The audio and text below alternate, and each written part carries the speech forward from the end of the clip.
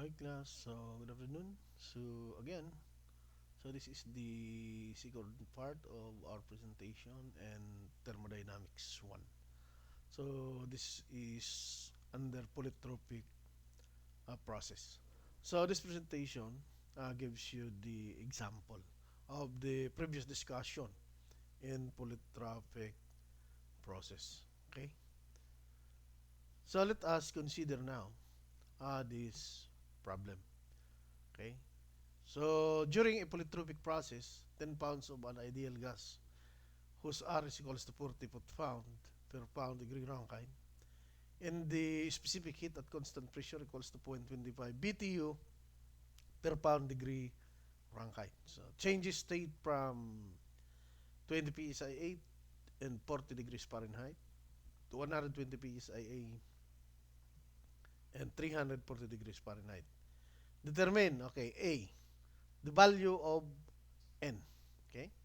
Letter B is change internal energy or delta U and change in enthalpy or delta H. C is the change in entropy delta S and D is the heat transferred Q. E is the integral of PdV, other work non-flow, or F is the negative integral of BDP or the work steady flow. And G, if the process is steady flow during which delta K equals 0, what is the work steady flow? Okay? Another condition, what is delta K if Ws is equals to 0?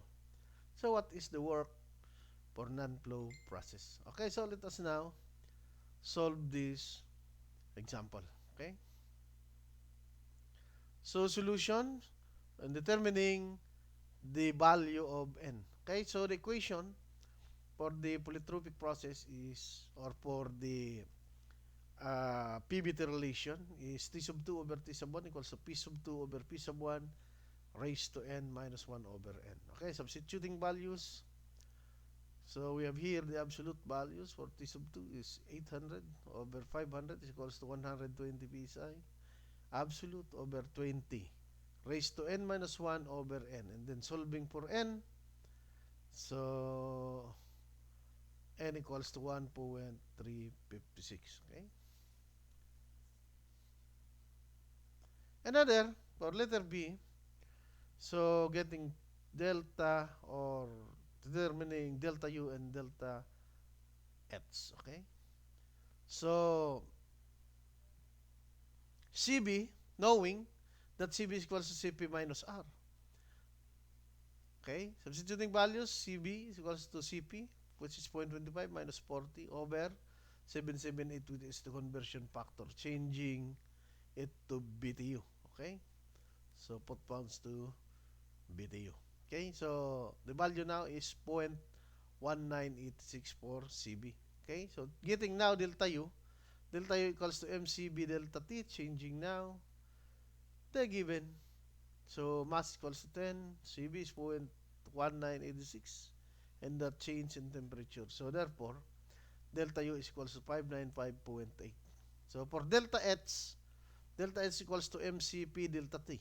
Okay, so changing or substituting values now. So this is no longer delta U, but this is delta H. So this is a typographical error.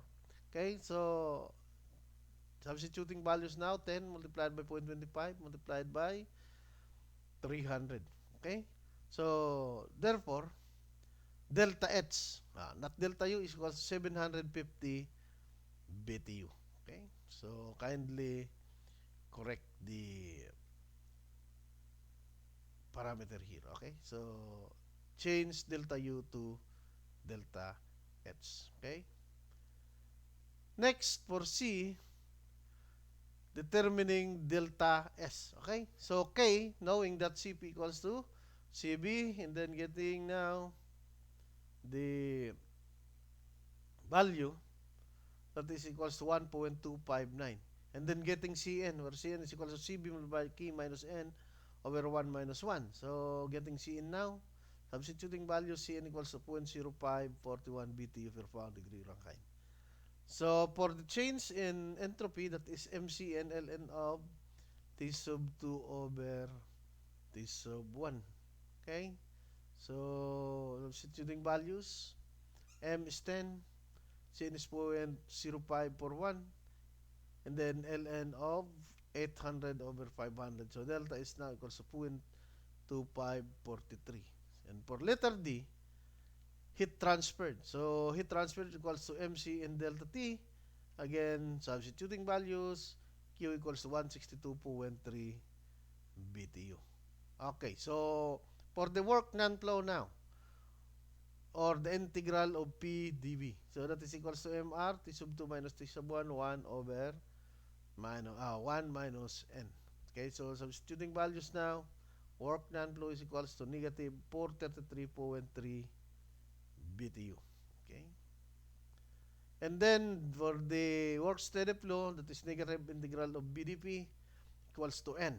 Okay, so work non-flow multiplied by N. Okay, so substituting values for N is equals to 1.356 and then multiplied by negative 433.3.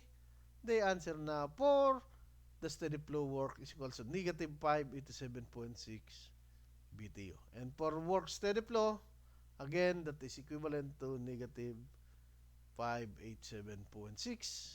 And another is for the work non-flow, W sub n equals to negative 43 or 433.3